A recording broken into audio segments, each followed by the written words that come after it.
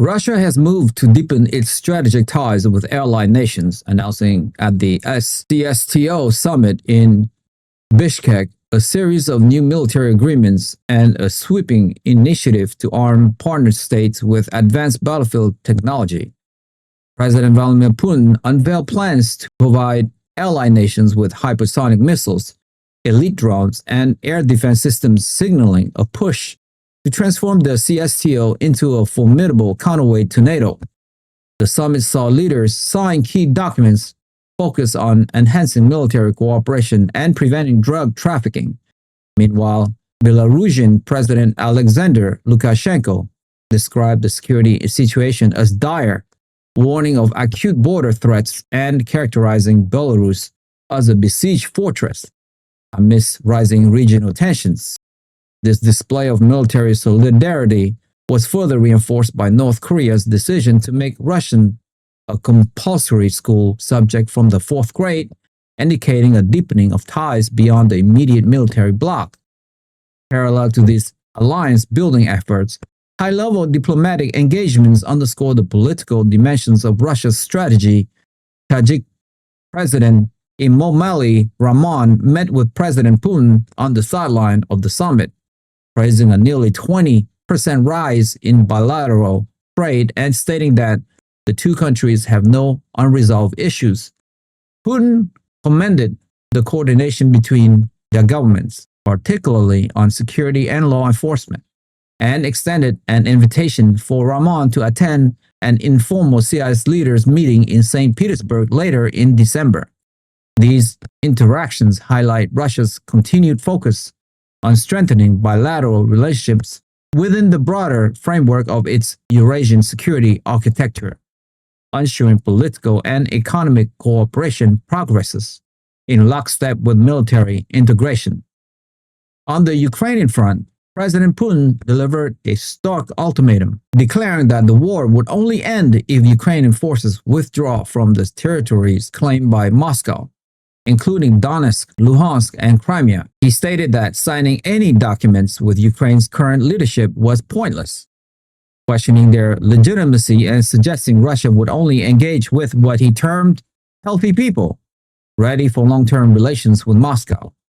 While expressing that Russia is ready for serious peace talks and is willing to engage with the US-backed peace plan as a basis for discussion, Putin emphasized that Russian forces would continue to pursue their objectives militarily if Kyiv refused to concede. He claimed significant battlefield advances, particularly around Pokrovsk, and warned of potential encirclement for Ukrainian troops. The diplomatic landscape was further complicated by the fallout from a leaked phone conversation involving U.S. Special Envoy Steve Witkoff and Kremlin officials. Russian Foreign Ministry spokeswoman Maria Zakharova dismissed the leak as a hybrid of fantasies and fake design to disrupt upcoming diplomatic contacts. President Putin later suggested the recording might be fabricated or the product of illegal spying, but used the incident to highlight what he described as a struggle of opinions within Washington.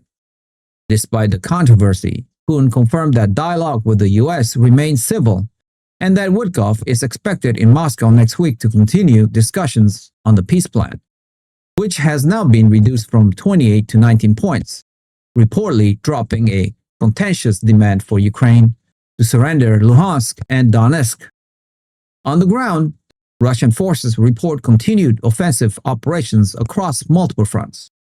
The Russian Defense Ministry claimed the liberation of the village of Vasikivka in the Donetsk region and stated that its unit had advanced north of the strategic city of Pokrovsk, a key objective seen as a gateway to further advances on Kramatorsk and Sloviansk.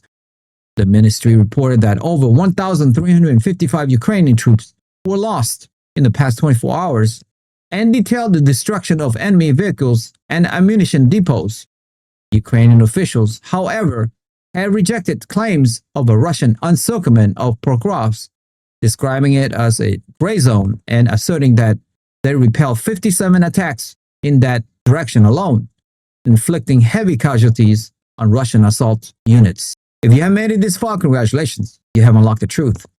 I want to ask you a quick question though. With Russia intensifying its military partnership and issuing stark new ultimatums to Ukraine, while Europe simultaneously accelerates its own war preparations, do you believe these actions are pushing the world closer to a major confrontation? Or are they creating a fragile but stable deterrent that will prevent a larger war, and why? Join the debate. We want to hear your insightful opinion on where this is all heading in our community. Share your thoughts in the comments below. I appreciate your support. Thank you for being a part of this journey. Like the video, share this video with friends and family, hit the notification bell, and most importantly, subscribe. I'll see you guys in the next one.